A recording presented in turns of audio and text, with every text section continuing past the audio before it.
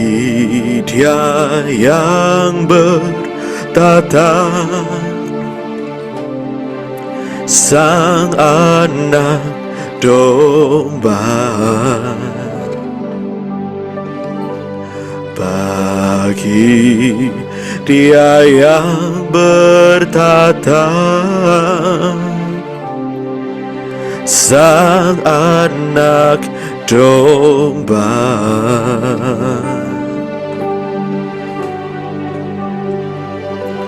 Segala puji dan hormat dan glori dan kuasa selamanya.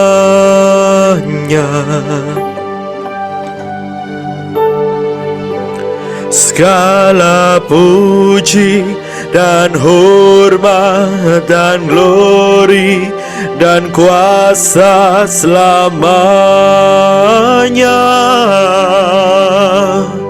bagi Dia yang bertata, Sang Anak Domba. Bagimu Tuhan,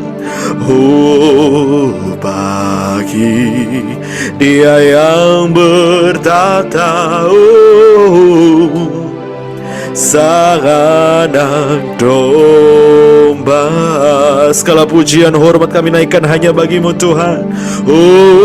Segala puji dan hormat dan glori dan kuasa selamanya.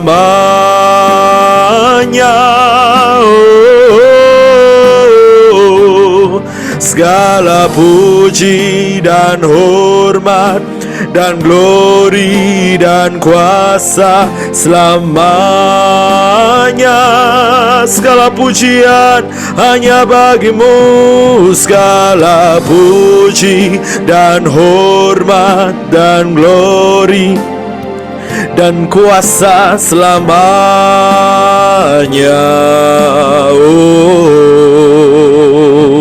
Segala puji dan hormat dan glori dan kuasa selamanya bagi Dia yang bertata. Terpujilah Kau ya Tuhan, Sang Anak Domba. Bagimu yang bertata, bagi Dia yang bertata, Sang Anak Domba.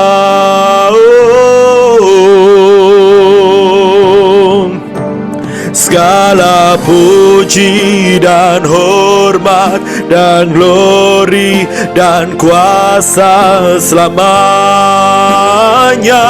Segala pujian hanya bagimu, segala puji dan hormat dan glori dan kuasa selamanya.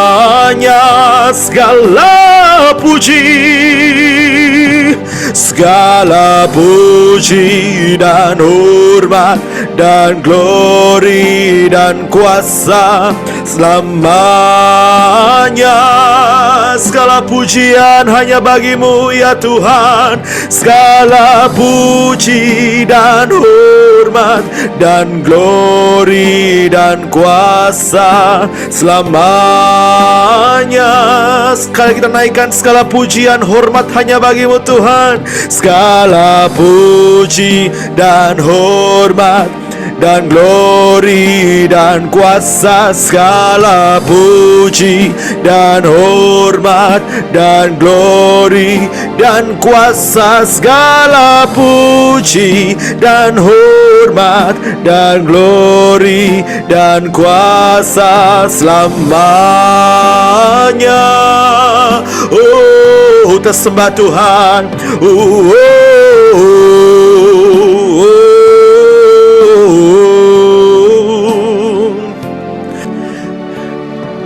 Segala kemuliaan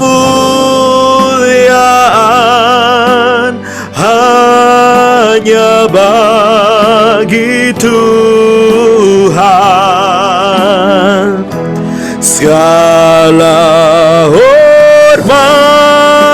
pujian hanya bagimu ya Tuhan.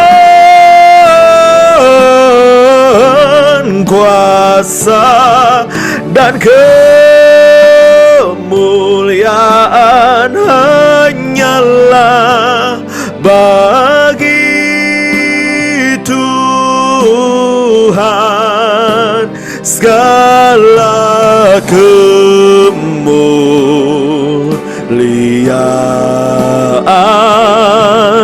oh keagungan,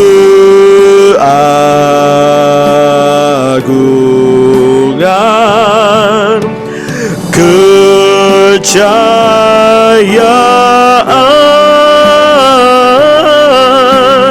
hanya bagi Tuhan. Oh,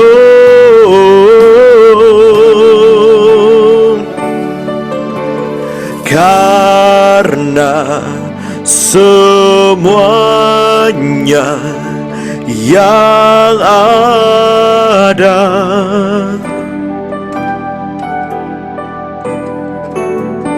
diciptakan olehnya. Oh,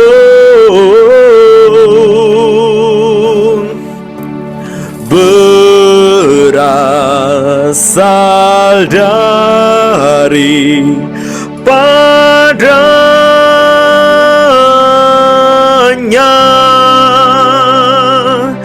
dan hanya bagi Dia,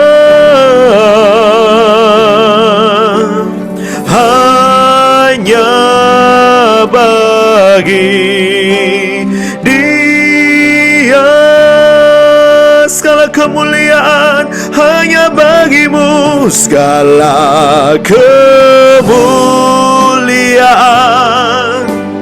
hanya bagi Tuhan. Hormat pujian, segala hormat pujian hanya bagi Tuhan.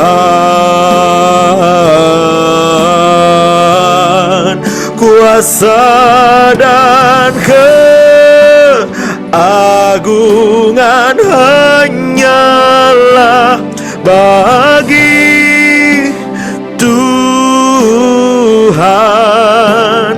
Segala kemuliaan, keagungan,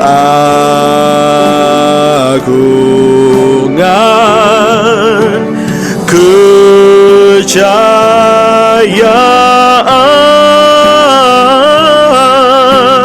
hanya bagi Tuhan, hanya bagimu Tuhan, hanya bagi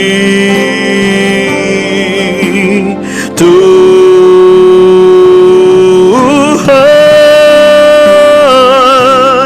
hanya bagimu ya Tuhan.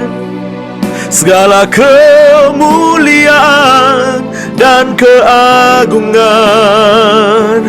hormat puji hanyalah bagimu Tuhan. Kuasa dan keagungan hanya bagimu. Segala pujian syukur bagimu. Kau hadir dalam hidupku, dan kini ku datang sujud di hadapanmu, memujimu, menyembahmu. Yesus, ku menyembahmu.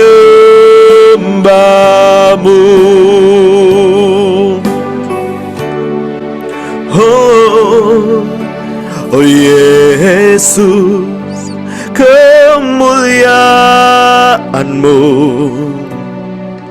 pulihkan hatiku.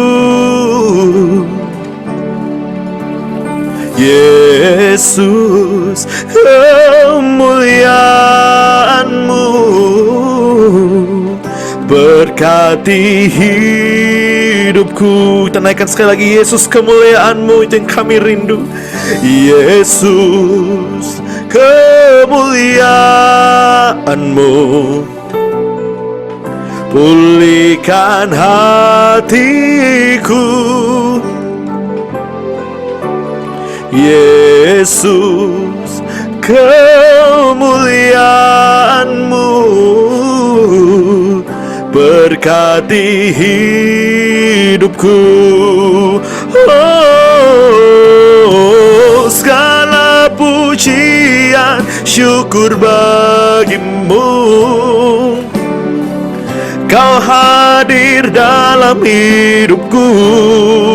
Oh, kini ku datang sujud di hadapan-Mu, memuji-Mu, menyembah-Mu.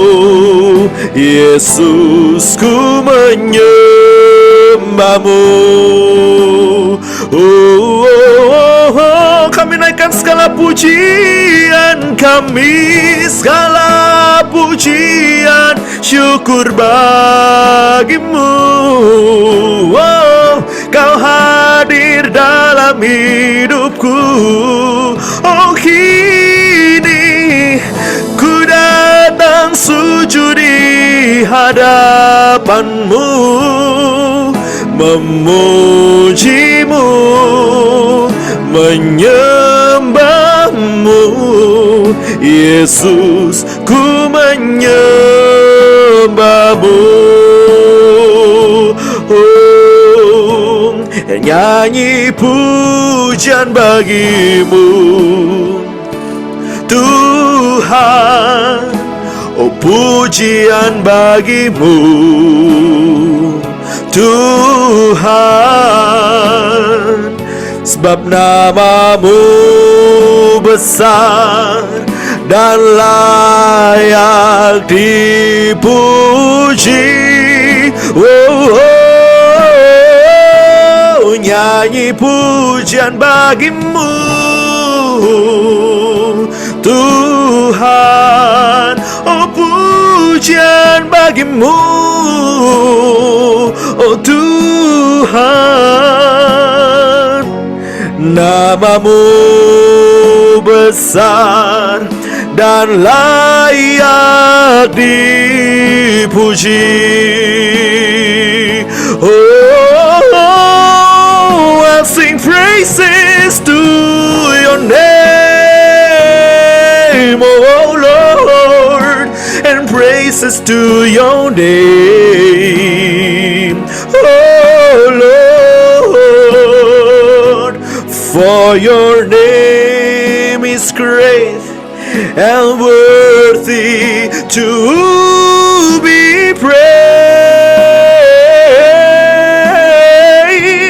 I'll sing praises to your name, oh Lord, and praises to your name, oh Lord, for your name is great and worthy to be praised. For your name is great and worthy to be praised. For your name is great and worthy to be praised. Oh, haleluya. Terima kasih ya Tuhan.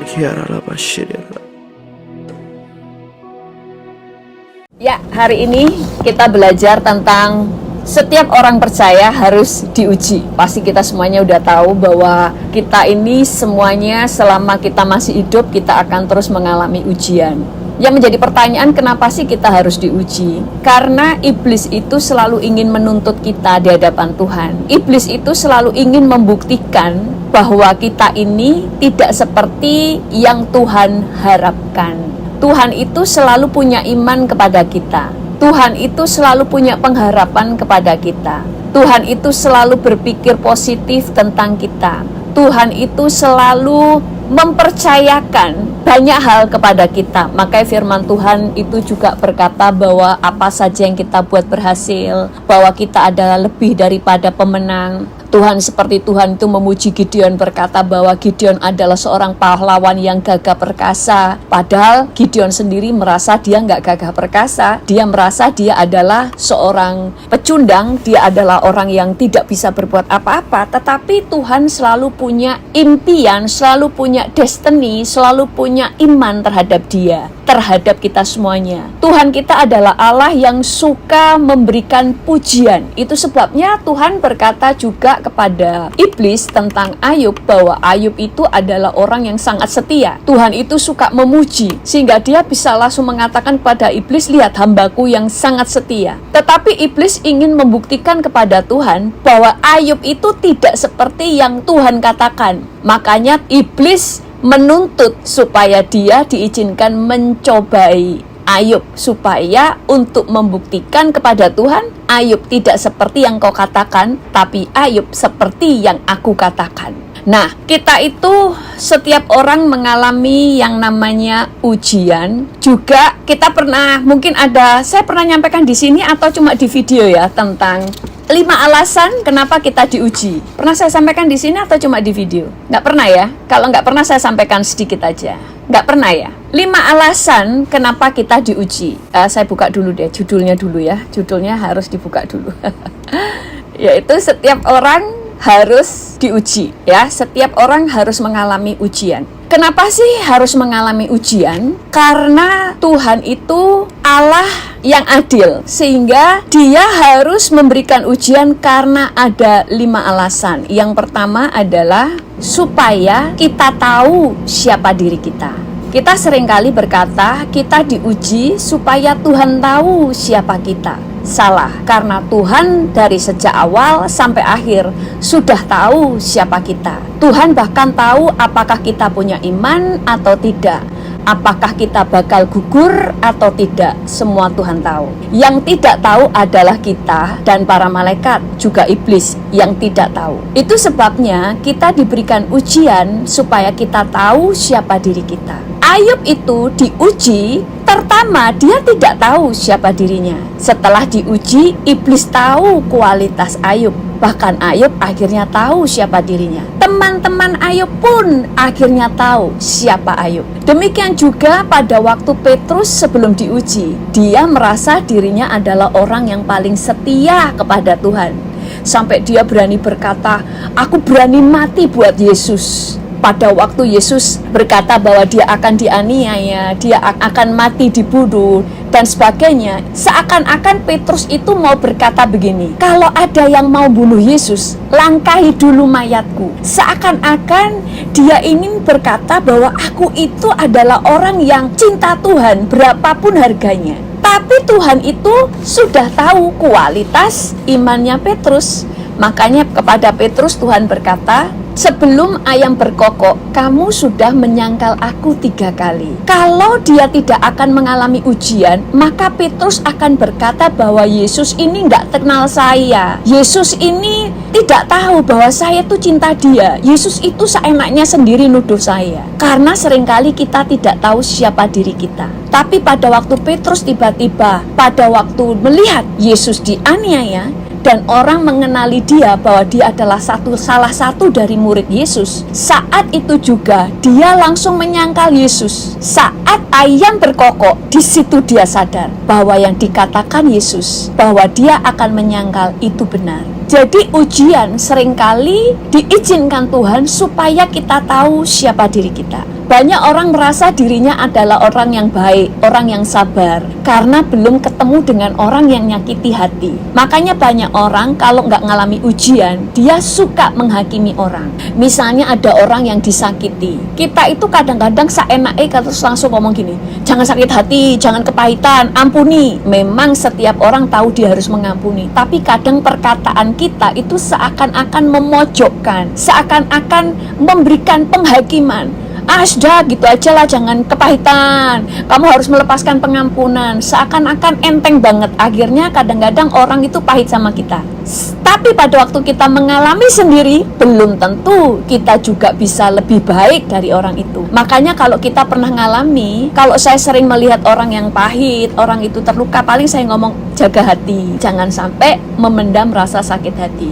Kita tidak perlu langsung bilang jangan kepahitan dan sebagainya. Kalau kita tidak pernah ngalami, kita akan sangat enteng untuk menghakimi orang lain. Itu sebabnya kita masing-masing mengalami ujian yang sama, sehingga kita tahu kualitas diri kita. Kedua, kenapa kita diuji? Ini singkat aja ya, karena siapa tahu ada yang sudah mendengar video saya, jadi saya berikannya singkat aja. Ujian diberikan untuk melatih kita. Ujian-ujian itu diberikan kepada kita sebenarnya adalah untuk latihan, untuk melatih kita. Pada waktu kita masih sekolah dulu ya, sebelum ujian nasional ada ulangan-ulangan, ya kan? Supaya kita tahu kelemahan kita di mana. Mana yang kita belum kuasai, kita tahu dari situ. Pada waktu kita menghadapi ujian, sehingga kita tahu iman kita itu sebenarnya kualitasnya seperti apa. Kasih kita itu kualitasnya seperti apa, akan kita ketahui pada waktu ada ujian. Sama seperti saat ini, pada waktu ada pandemi, kita semuanya akan mengetahui kualitas iman kita masing-masing. Pada saat kita ketakutan, pada saat kita penuh dengan kekhawatiran, sebenarnya kita sendiri saat ini mulai mengetahui kondisi iman kita sebenarnya seberapa besar. Apakah iman kita kuat, iman kita goyah, iman kita lemah, atau sebenarnya kita tidak punya iman. Ini adalah masa-masa pelatihan supaya kita tahu siapa diri kita. Kemudian ujian, ini saya kebut ya karena fokusnya bukan di sini. Kemudian ujian adalah alat Tuhan untuk mempromosikan kita.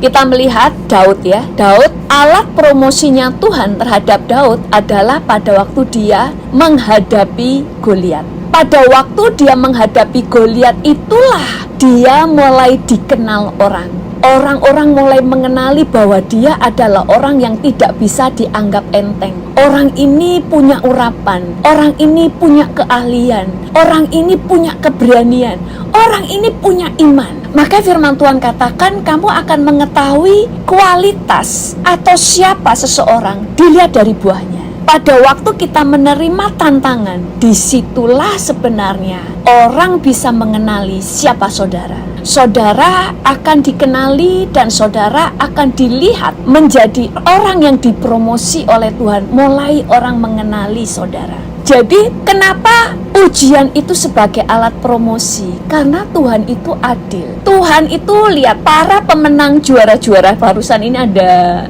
itu ya, lomba apa ya? Kalau di Indonesia saya lupa ya namanya. PON ya? Kok PON ya? Kok PON sih? Apa namanya kemarin yang olahraga itu? Raga itu? Oh ya, Olimpik.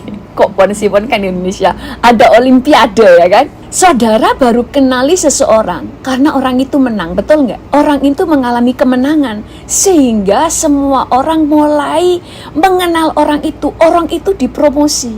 Dengan ini karena orang yang menang dalam pertandingan berarti Tuhan itu adil. Yang dipromosi adalah orang-orang yang menang dalam pertandingan. Kalau semua orang dipromosi, ya nggak usah menang pertandingan, nggak apa-apa. Ngapain saya jadi orang Kristen susah-susah?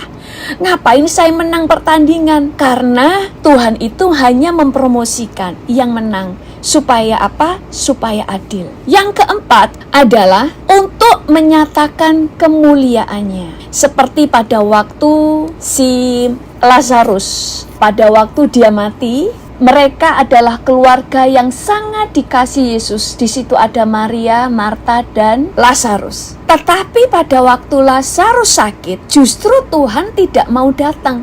Dia nunggu sampai Lazarus mati dulu. Setelah 4 hari baru Yesus datang. Kenapa? Karena untuk kemuliaan Tuhan. Seringkali Tuhan mengizinkan sesuatu yang buruk terjadi kepada orang yang sangat dikasihinya, seakan-akan Tuhan tidak menolong. Karena pada saat itu Tuhan mau memastikan semua orang sudah tahu bahwa Lazarus memang sudah mati. Mereka sudah melihat dengan mata kepala mereka sendiri bahwa Lazarus sudah mati. Mereka sendiri yang menguburin, mereka sendiri yang masukin ke dalam goa dan sebagainya. Sehingga semua orang tidak berkata ini adalah dusta. Dia sudah dikubur selama 4 hari. Tetapi Yesus justru datang setelah 4 hari. Karena pada waktu dia membangkitkan, bukan hanya Lazarus yang menerima mujizat, bukan hanya si Maria dan Marta yang melihat mujizat terjadi, tetapi semua orang sekota itu yang kenal dengan Maria sudah heboh, mereka mati. Semua tahu bahwa benar-benar Yesus membangkitkan dia dari antara orang mati. Jadi seringkali ujian Tuhan izinkan terjadi dalam hidup kita karena Tuhan itu pinjem hidup kita, pinjem tubuh kita, pinjem hidup kita untuk Tuhan itu memuliakan namanya lewat kita. Itu sebabnya seringkali Tuhan itu sangat rendah hati. Saya pernah mendengar kesaksian seorang hamba Tuhan. Tuhan itu bilang begini, maukah kamu aku bunuh? Maksudnya aku bunuh itu apa? Hidupnya itu akan Tuhan buat dia itu hancur, tetapi Tuhan justru membuat hidupnya itu banyak jiwa yang dimenangkan. Dan orang ini berkata, aku bersedia Tuhan. Waktu Tuhan mulai hancur hidupnya, tapi Tuhan itu kan selalu bertanggung jawab ya. Enggak benar-benar hancur kemudian ditinggalin. Hancur hidupnya, tapi bagaimana Tuhan kemudian bekerja lewat dia, membuat banyak kesaksian. Karena orang tadinya tahu kehancuran hidupnya, tapi bagaimana Tuhan memulihkan dia. Jadi Tuhan itu selalu membuat ujian. Seringkali Tuhan buat, Tuhan izinkan untuk mendatangkan bukan hanya kebaikan untuk kita pribadi, tapi berdampak punya efek domino terhadap kehidupan banyak orang. Makanya kadang diizinkan kita sampai terpuruk supaya orang melihat seakan-akan tidak ada harapan. Tapi pada waktu Tuhan membalikkan keadaan, orang tahu itu bukan karena saudara dan saya, tapi karena ada Tuhan yang sudah menolong dia. Nah, kemudian yang terakhir, yang kelima, kenapa sih ujian diizinkan Tuhan terjadi? Untuk menyatakan keadilan Tuhan. Karena tidak semua orang nanti di surga duduk di sebelah kanan kiri Tuhan Yesus. Yang duduk di sebelah kanan kiri Tuhan Yesus, tidak semua orang tepat di sebelah kanan kirinya. Makanya orang tua ibunya Yohanes berkata kepada Yesus, perintahkanlah supaya nanti anakku ini satu berduduk di sebelah kananmu, yang satu di sebelah kirimu. Lalu Yesus berkata, kamu harus meminum cawan yang aku minum. Artinya apa? Semua orang harus mengalami ujian. Siapa yang menang, dia akan didudukkan Tuhan pada tempatnya masing-masing sesuai dengan kemenangan dan harga yang sudah dibayar. Sehingga pada waktu Tuhan menempatkan orang-orang di tempatnya, tidak ada yang berkata Tuhan tidak adil. Sama dengan pada waktu Tuhan menempatkan Yusuf menjadi Perdana Menteri di Mesir, 11 saudaranya tidak bisa berkata Yesus atau Tuhan tidak adil. Kenapa Yusuf yang dipilih menjadi Perdana Menteri di Mesir? Kenapa bukan saya? Karena mereka bisa melihat bahwa Yusuf telah mengalami ujian sekian lama dan dia menang. Sementara 11 saudara-saudara Yusuf baru lihat Yusuf dikasih jubah oleh ayahnya, mereka semuanya menjadi gugur. Mereka semuanya marah, mereka sakit hati, bahkan kemudian berencana membunuh Yusuf. Tapi nggak jadi bunuh, dia membuang Yusuf, bahkan menjualnya menjadi budak. Jadi setiap orang yang dibawa Tuhan naik, juga yang ditempatkan di surga pada kedudukan yang tertinggi, Mereka adalah orang-orang yang sudah membayar harganya. Itu sebabnya setiap ujian yang kita lewati itu dihitung sama Tuhan. Tidak ada yang tidak diperhitungkan sama Tuhan. Sama dengan iblis, dosa sekecil apapun dicatat iblis untuk didakwa, supaya iblis bisa mendakwa, menuntut kita kepada Tuhan supaya kita dihukum. Demikian juga Tuhan, sekecil apapun ujian yang kita lewati dan menang, itu diperhitungkan Tuhan.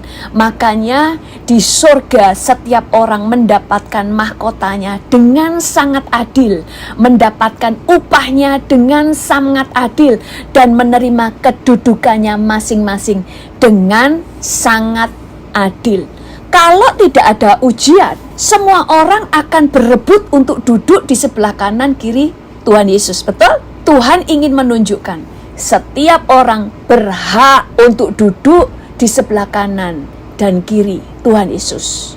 Yang terdekat maksudnya. Setiap orang berhak untuk menerima tempat yang tertinggi. Tapi karena keadilan Tuhan, semua harus berjuang dengan melewati banyak ujian. Mengerti sampai sini ya? Jadi ujian itu bukan menghancurkan. Ujian untuk Tuhan punya alasan bahwa Tuhan bisa memberkati saudara. Kenapa sih Tuhan memilih Israel sebagai bangsa pilihan? Kenapa bukan Indonesia? Kenapa bukan bangsa-bangsa yang lain? Kenapa bukan Cina? Kenapa bukan Arab atau Amerika? Tetapi yang Tuhan pilih sebagai bangsa pilihan adalah Israel. Karena ada orang yang sudah membayarnya, yaitu Abraham. Pada waktu semua orang dipanggil oleh Tuhan, saya percaya ada banyak yang dipanggil, tapi hanya satu yang menanggapi panggilan Tuhan, yaitu Abraham. Dia harus meninggalkan negerinya dan ikut Tuhan yang baru dikenalnya. Dan Tuhan tidak mengatakan kemana dia harus pergi, tapi dia mentaatinya ke sebuah negara atau negeri yang dia sama sekali tidak tahu.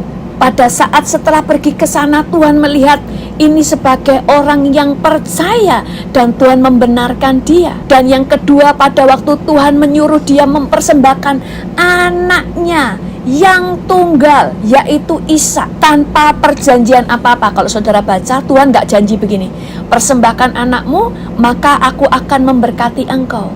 Persembahkan anakmu Ishak, maka aku akan menjadikan engkau bapa segala bangsa, atau bapa orang-orang beriman. Tidak, tapi karena dia taat, dia yang sangat dia cintai, dia persembahkan. Sehingga pada waktu dia dijadikan bapa segala orang beriman, dan semua keturunannya, yaitu bangsa Israel, menjadi umat pilihan sampai hari ini, itu adalah layak. Karena ada yang sudah membayar harganya, dan Tuhan adil untuk memberikan upahnya. Kalau tiba-tiba Israel dipilih, maka Tuhan tidak adil. Saudara dan saya dipilih karena anugerah, karena ada yang membayarnya, yaitu Tuhan Yesus. Mengerti sampai sini ya?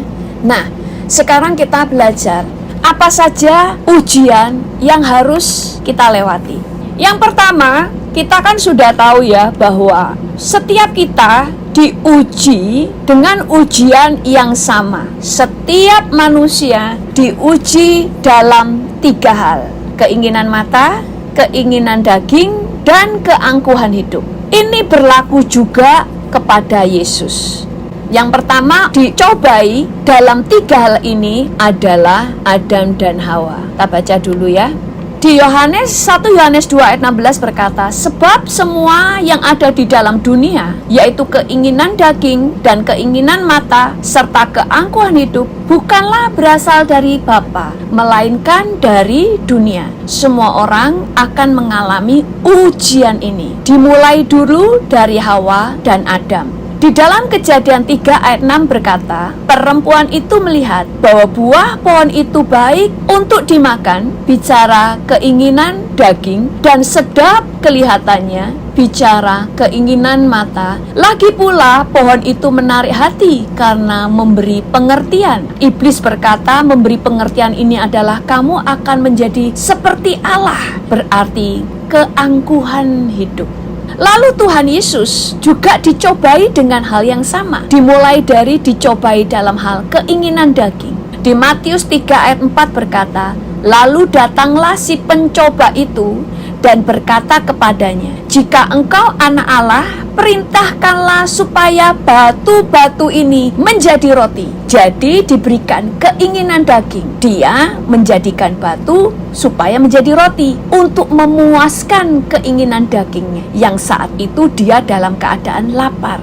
Makanya puasa adalah salah satu penyangkalan diri, keangkuhan hidup. Yesus juga dicobai dalam hal keangkuhan hidup. Di dalam Matius 4 ayat 6 berkata, lalu berkata kepadanya iblis jika engkau anak Allah, jatuhkanlah dirimu ke bawah, sebab ada tertulis mengenai engkau, ia akan memerintahkan malaikat-malaikatnya dan mereka akan menantang engkau di atas tangannya supaya kakimu jangan terantuk kepada batu. Ini adalah keangkuhan hidup, saudara. Kalau seorang manusia, dia akan merasa gini, tak tunjukkan bahwa aku ini adalah anak Allah, bahwa aku ini akan dilayani, bahwa Bapakku tidak akan membiarkan aku terantuk batu. Tetapi Yesus tidak membiarkan iblis menang atas dia. Kemudian yang terakhir, keinginan mata. Dan iblis membawanya pula ke atas gunung yang sangat tinggi dan memperlihatkan kepadanya semua kerajaan dunia dengan kemegahannya dan berkata kepadanya, semua itu akan kuberikan kepadamu jika engkau sujud menyembah aku. Iblis memperlihatkan semua kemegahan yang ada di dunia dan berkata, semua itu akan kuberikan kepadamu jika engkau menyembah aku. Jadi Yesus pun sebagai manusia dicobai dalam 3 hal, keinginan mata, keinginan daging, dan keangkuhan hidup. Kita semuanya juga mengalami hal yang sama, ujiannya sama, tetapi kemudian ujian-ujian itu kita mulai pecah-pecahin. Ujiannya itu apa saja, termasuk di dalamnya keangkuhan hidup, keinginan daging, keinginan mata. Yang pertama, kita itu dicobai di dalam hal ujian waktu. Setiap kita akan mengalami yang namanya ujian waktu. Ujian waktu adalah ujian bagaimana kita mulai menjadi orang yang belajar sabar menantikan waktunya Tuhan. Mungkin saudara pernah dinubuatkan untuk akan dipakai Tuhan dalam hal ini, diberkati, kamu nanti usahamu akan berhasil. Pada kenyataannya tidak berhasil. Saudara harus mulai belajar menantikan waktunya Tuhan. Karena iblis selalu ingin membuat kita gagal. Iblis selalu ingin kita lebih cepat dari apa yang Tuhan tetapkan. Dan iblis juga ingin kita mendahului atau terlambat. Pada waktu seharusnya kita bergerak menanggapi panggilan Tuhan dalam pelayanan, kita justru berlambat-lambat. Itu sebabnya kenapa kita itu diajar untuk menjadi orang yang terus belajar menantikan waktunya Tuhan. Kalau saat ini saudara pelayanan dan Tuhan berkata bahwa Tuhan itu akan memberkati pelayananmu, tetapi saudara tidak melihat janji itu digenapi, saudara sabar menanti penggenapan. Karena pada waktu menanti penggenapan itu sudah masuk di dalam penilaian Tuhan, kemenangan demi kemenangan. Kemenangan saudara bukan terletak pada saat saudara menerima janji digenapi. Kemenangan saudara sudah dimulai pada waktu saudara sabar menantikan apa yang Tuhan janjikan. Saudara terus tekun melakukan bagian saudara, saudara tidak mengeluh, saudara tetap percaya dalam setiap perjalanan itu sudah ada penilaian demi penilaian. Saudara sudah menang dan menang. Puncak kemenangannya adalah saat saudara melihat janji digenapi. Berarti saudara setia sampai akhir. Tetapi untuk setia sampai akhir, bukankah ada banyak perjuangan di sana? Saudara harus sabar, saudara tidak mengeluh, saudara tetap setia menanti, saudara tetap mengerjakan apa yang menjadi bagian saudara. Sama dengan halnya pada waktu saudara harus melayani keluarga saudara. Bagaimana dengan suamiku? Bagaimana dengan istriku? Aku selalu mengampuni dan mengampuni dan mengampuni. Dia tidak pernah berubah. Kapan janji Tuhan digenapi? Sebelum janji Tuhan digenapi. Sebenarnya kemenangan-kemenangan setiap hari yang saudara lakukan, semuanya dihitung oleh Tuhan. Itu sebabnya di surga nanti banyak orang yang surprise dengan upah yang mereka terima. Ada seorang anak Tuhan, dia itu tahu ibunya itu selama hidupnya menderita karena ayahnya itu main pukul, seorang pemabuk, nggak kerja. Ibunya ini merawat bapaknya, setiap kali pulang mabuk dia rawat bapaknya lagi. Sampai anak-anaknya ini lihat ibunya. Mbok ya udahlah, buangenlah suami model gitu. Sampai anak-anaknya itu nggak cuma benci bapaknya, benci ibunya. Benci ibunya itu karena mereka gini, mereka menganggap mamaku ini kok bodoh banget sih, kesabaran, kok jadi orang istri kok bodoh, udahlah ceraiin aja. Tapi ibunya melakukan terus dan tidak pernah menjelekkan suaminya sampai suaminya meninggal. Setelah suaminya meninggal, ternyata ibunya ini sakit karena menderita merawat bapaknya. Waktu meninggal, anaknya ini yang anaknya perempuannya, dia itu nangis terus kepada Tuhan, nggak terima. Dia bilang gini, ibuku ini belum pernah bahagia. Selama hidupnya menderita karena punya suami model seperti itu. Tapi sekarang Tuhan, kami belum membahagiakan dia sudah mati. Lalu Tuhan izinkan dia dibawa ke surga, saudara. Anak ini yang kecewa kepada Tuhan, Tuhan izinkan melihat ibunya di surga. Tahu ibunya rumahnya besar dan punya kebun. Ibunya dari dulu kepingin punya kebun buah-buahan, nggak keturutan. Terus dia bilang gini, Tuhan, loh mamaku kan hamba Tuhan bukan, pelayan Tuhan bukan. Tuhan berkata, selama hidupnya apa yang dikerjakan untuk melayani suaminya, dia terus menang menghadapi banyak ujian, aniaya, hatinya disakiti, semuanya diperhitungkan. Jadi yang diperhitungkan adalah selama saudara menghadapi apa saja yang sekarang ada di hadapan saudara. Karena Tuhan itu sangat ingin memberkati saudara. Tapi Tuhan juga adalah Allah yang adil. Allah itu nggak adil cuma sama kita, tapi juga sama iblis. Tuhan ingin menunjukkan bahwa Tuhan punya alasan memberkati kita. Selain Tuhan memberkati kita karena kasih-Nya, kalau hanya karena kasih, semua orang harus diberkati dalam hal yang sama. Tetapi Tuhan ingin memberkati lebih kepada kita. Itu sebabnya setiap perjuangan, ujian yang kita menang, ada upahnya. Ada upah yang kita nikmati di bumi, tapi tidak cepat. Karena semua apa yang kita tabur, kita tuai. Semua taburan, tidak semuanya langsung dituai, kecuali kecambah. Tuhan itu selalu ingin kita menuai yang besar. Itu sebabnya Tuhan itu lebih suka kita menabur, sampai itu matang, sehingga saudara mendapatkan buah yang besar. Tetapi ada hal-hal yang upahnya itu di surga, hal-hal yang belum sempat kita nikmati. Itu sebabnya saking baiknya Tuhan, bahkan harga yang kita bayar, semua yang kita tabur, bukan hanya kita yang nikmati. Kalau yang kita tabur sangat besar, bahkan anak cucu kita bisa menikmati. Jadi setiap ujian itu selain membuat mendidik kita, selain kita menerima pembentukan, selain melatih kita, selain supaya kita tahu siapa diri kita, selain untuk promosi, adalah supaya Tuhan bisa memberkati saudara melebihi yang seharusnya saudara terima. Makanya orang-orang yang tadinya biasa-biasa sama Tuhan, tapi dia mati dianiaya karena nama Yesus, upahnya beda. upahnya besar karena dia harus mengalami aniaya hanya karena nama Yesus. Karena Tuhan akan memberikan upah dengan sangat adil. Makanya jangan pernah iri dengan nasib orang lain, karena setiap orang akan menerima upahnya berbeda. Semakin saudara mengalami sebuah ujian yang berat, kemenangan demi kemenangan saudara, harganya akan dibayar dengan sangat mahal oleh Tuhan.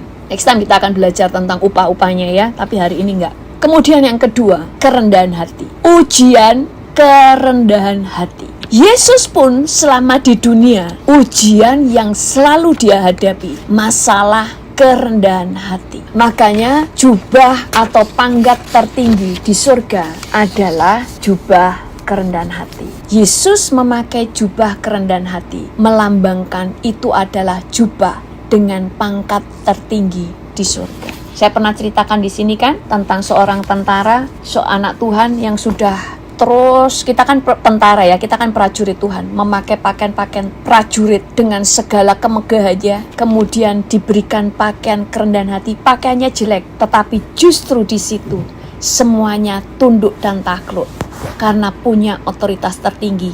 Kita punya otoritas tertinggi waktu memakai jubah kerendahan hati. Karena jubah kerendahan hati adalah pakaian yang dipakai oleh Yesus selama di bumi. Kerendahan hati, saudara akan terus mengalami ujian ini. Saudara, selama saudara masih sombong, saudara akan gampang tersinggung. Saudara akan gampang dikecewakan. Saudara akan gampang tersulut kemarahannya. Karena ada kesombongan. Kerendahan hati, pada waktu kita itu sudah tahu lah ya tentang ujian kerendahan hati. Pada waktu kita mulai dipakai Tuhan, masih bisakah kita melakukan hal-hal yang kecil? Saudara contoh ya, kalau di Indonesia ya, kalau punya pembantu itu langsung itu kayak raja. Itu semua pembantu diperintah-perintah. Ya, saudara berhak sih karena saudara yang bayarin. Tapi kalau saudara di orang bule di Amerika atau di bangsa-bangsa orang kaya, pembantu tidak pernah diperlakukan seperti pembantu. Pembantu diperlakukan sebagai seorang pegawai atau partner yang sangat terhormat. Mereka seringkali walaupun punya pembantu, mereka akan seringkali cuci piring pun dicuci sendiri. Saya pernah ya ikut sama teman ya, karena waktu itu ada pesta, ya kan, ini rumah orang kaya dan yang datang kaya-kaya. Ada artisnya juga yang datang di situ. Datang Natalie Portman, kemudian orang yang main film yang ada di televisi, serial ke dokter, saya nggak tahu nama filmnya, saya lupa. Tapi dia pemainnya. Jadi di situ mereka ngadain pesta. Tapi tahu tidak, kita itu cuma melayaninya apa? Cuma menjaga supaya makanan tetap ada. Kalau ini habis dikasih. Setiap orang membersihkan piringnya sendiri dan permisi mau cuci piring. Setelah semua orang yang melayani mengatakan kita aja yang cuci piring, kalau mereka thank you-nya, thank you, terima kasih, luar biasa dan sebagainya, itu seakan-akan mereka nolong mereka. Padahal mereka ini kan melayani karena dibayar. Inilah kerendahan hati. Tetap memperlakukan orang itu seakan orang-orang itu lebih tinggi daripada dia, menghormati orang lain. Itu kerendahan hati. Tidak memperlakukan orang bawahan itu kayak bawahannya, kayak keset, apalagi dengan pembantu. Itu dinilai sama Tuhan, itu dihitung sama Tuhan. Nah, kemudian ada ujian tanggung jawab.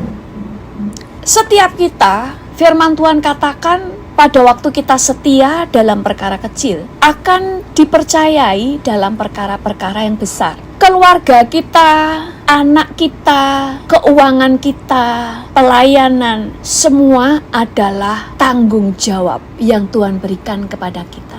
Makanya kalau kita tahu segala sesuatu itu adalah tanggung jawab, lakukan segala sesuatu sebaik mungkin. Kalau saudara seorang istri, jadilah istri sebaik mungkin. Walaupun pasanganmu mungkin tidak layak menerima kebaikan saudara, tapi lakukan itu sebagai pelayanan saudara kepada Tuhan. Karena kalau kita melakukan segala sesuatu untuk suami atau untuk istri, mungkin kita bisa kecewa karena mereka nggak layak kita layani. Tetapi pada waktu kita melihat segala sesuatu ini adalah saya sedang diuji. Saya harus menang, saya harus menang, saya harus menang setiap hari. Nggak perlu dulu memikirkan menang sampai akhir, nggak perlu. Tapi menang setiap hari. Selain saudara menang, sebenarnya saudara juga sedang memenangkan suamimu atau istrimu. Karena firman Tuhan katakan suami akan dikuduskan oleh istrinya. Seorang istri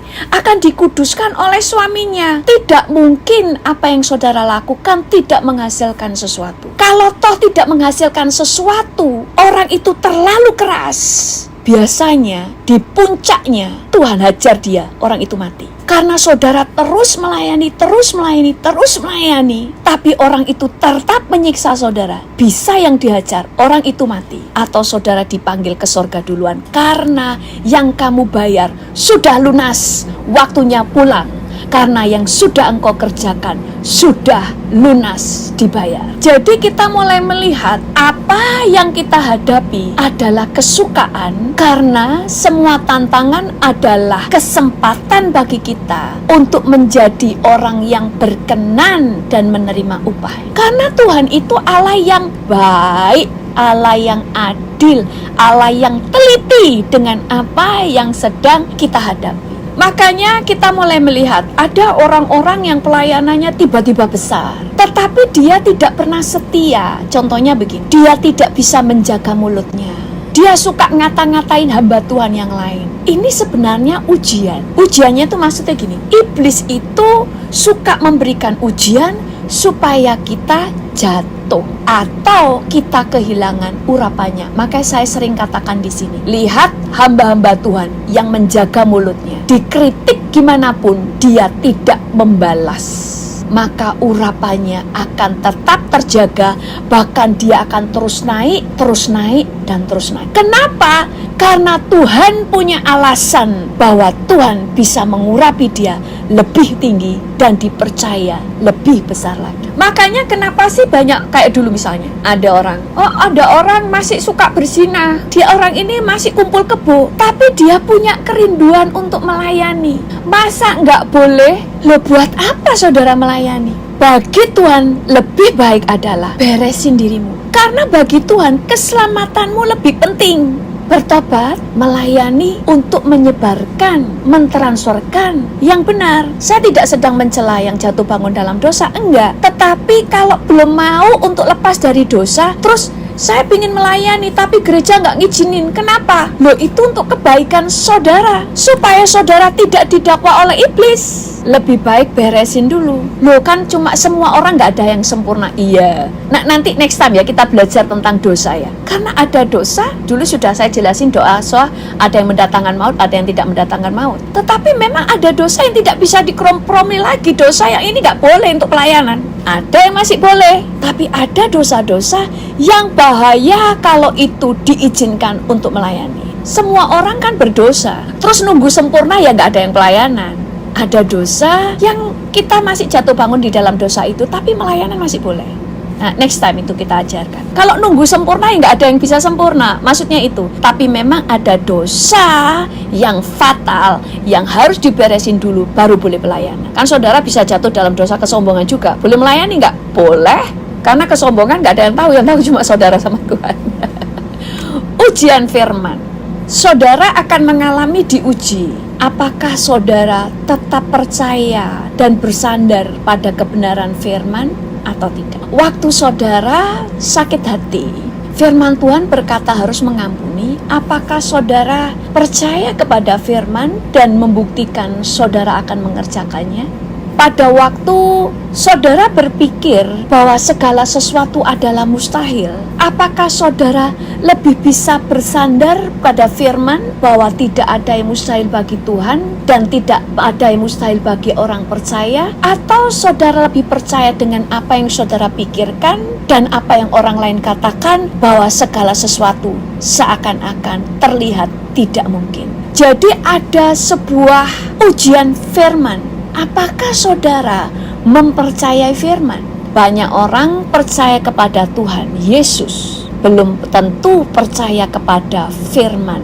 Kalau ditanya apakah percaya firman, pasti jawabannya percaya. Tapi bukti orang yang percaya, dia akan bersandar atas firman dan mengerjakan firman. Salah satu contoh aja, banyak yang tidak percaya waktu Tuhan katakan, yang tidak mau mengampuni dosanya juga tidak diampuni. Banyak yang tidak percaya, berarti dia lebih percaya dengan apa yang dia pikirkan dan apa kata orang, tidak bersandar kepada apa yang firman katakan. Hal-hal yang sederhana ini yang akan membuat saudara tahu, sebenarnya saya ini percaya firman atau tidak. Mendoakan orang sakit ketakutan, sebenarnya saudara percaya kepada firman atau tidak. Kalau saudara percaya firman, firman itu mengutus saudara sembuhkanlah orang sakit. Tuhan tidak pernah berkata di dalam firman Tuhan bahwa semua yang saudara doakan akan sembuh dari sakit. Tapi Tuhan memang berjanji, Tuhan memberi kita kuasa untuk menyembuhkan orang sakit. Dan Tuhan mengutus saudara untuk mendoakan orang sakit. Kalau begitu, tugas saya mendoakan orang sakit. Sembuh, nggak sembuh, saya percaya kepada Tuhan. Kalau Tuhan suruh saya berdoa menyembuhkan orang sakit, maka kesembuhan terjadi. Walaupun saat ini aku belum melihatnya, aku percaya. Jadi hal-hal yang sederhana itu akan diperhadapkan kepada kita sampai akhirnya kita sadar, sebenarnya aku percaya firman atau tidak. Waktu firman Tuhan berkata, tidak ada yang mustahil bagi orang percaya. Tapi saudara selalu takut untuk memulai sesuatu. Sebenarnya di situ untuk menunjukkan kepada saudara, sebenarnya kamu tidak percaya. Jadi kita mulai lihat di sini, seringkali tantangan demi tantangan datang untuk menunjukkan kepada kita siapa diri kita. Dan ujian Tuhan izinkan supaya Tuhan melatih kita. Di sini saya yang kurang, diperbaiki. Di bagian ini yang saya kurang, diperbaiki. Di bagian kasih saya yang kurang, diperbaiki. Makanya kita terus dibawa naik, dibawa naik, dibawa naik. Iblis selalu menipu kita seakan-akan kamu terus berjuang, terus berjuang, terus berjuang. Buat apa? Karena iblis selalu menutupi kebenaran bahwa setiap langkah kita kemenangan, semua ada upahnya, nggak cuma di garis akhir. Contoh nih, sebelum orang masuk dalam kejuaraan di Olimpiade, mereka sudah juara di tingkat RW, ya kan? Di tingkat kota, kemudian di tingkat kabupaten, semua ada hadiahnya sampai kepada kemenangan tertinggi. Demikian juga dengan kita, upahnya bukan hanya di garis akhir. Di garis akhir ada upahnya yang tersendiri lagi, tetapi di dalam setiap perjuangan kita semua ada upahnya. Makanya orang yang bisa dipercaya dalam hal kecil, selain ada upah-upah yang lain seperti upah urapan, dipercaya lebih besar, diberi hikmat lebih besar, diberi kepekaan lebih besar, kita juga dipercaya dalam hal yang lebih besar, kita dipromosi lebih tinggi lagi. Semua upah itu akan mengikuti. Jadi kita mulai lihat bahwa apa yang kita kerjakan semuanya diperhitungkan Tuhan. Itu sebabnya jangan cemburu dengan orang lain seakan-akan kehidupan orang lain lebih mudah. Orang yang hidupnya lebih mudah tidak punya kesempatan menerima upah. Kalau saya harus berbuat baik kepada orang yang berbuat kepada saya, tidak ada upahnya. Tapi saya berbahagia, tapi tidak ada upahnya. Saya berbahagia di bumi, tapi tidak ada upahnya. Itu sebabnya jangan cemburu. Ada orang yang harus banyak bayar harganya, punya orang tua yang suka ngutukin, tapi saudara tetap harus hormat. Saudara melepaskan pengampunan. Kok enak ya jadi anaknya orang itu? Makanya Tuhan adil. Yang punya orang tua yang baik-baik, mereka berbahagia, tapi nggak ada upahnya. Makanya dia harus berbuah di dalam hal yang lain. Sementara yang susah, dia setiap hari boleh menerima upah. Pada waktu setiap hari memperoleh kemenangan demi kemenangan. Karena Allah itu adil. Makanya antara orang yang dilahirkan dari keluarga yang bahagia dengan keluarga yang penuh penderitaan, upahnya berbeda karena Tuhan adil. Segala puji dan hormat dan glori dan kuasa selamanya. Segala pujian hanya bagimu. Segala puji dan hormat dan glori dan kuasa selamanya.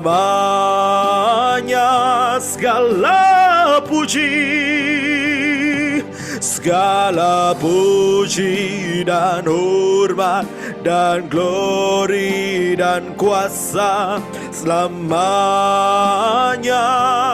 Segala pujian hanya bagimu ya Tuhan. Segala puji dan hormat dan glori dan kuasa selamanya. Sekali kita naikkan, segala pujian hormat hanya bagimu Tuhan. Segala